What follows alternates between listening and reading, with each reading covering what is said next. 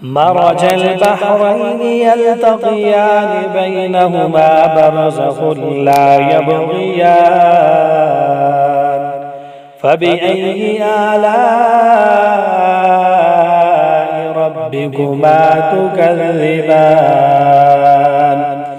يخرج منهما اللؤلؤ والمرجان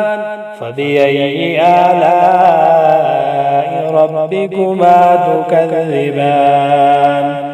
وله الجوار المنشآت في البحر كالأعلام فبأي آلاء ربكما تكذبان كل من عليها فان ويبقى وجه ربك ذو الجلال والإكرام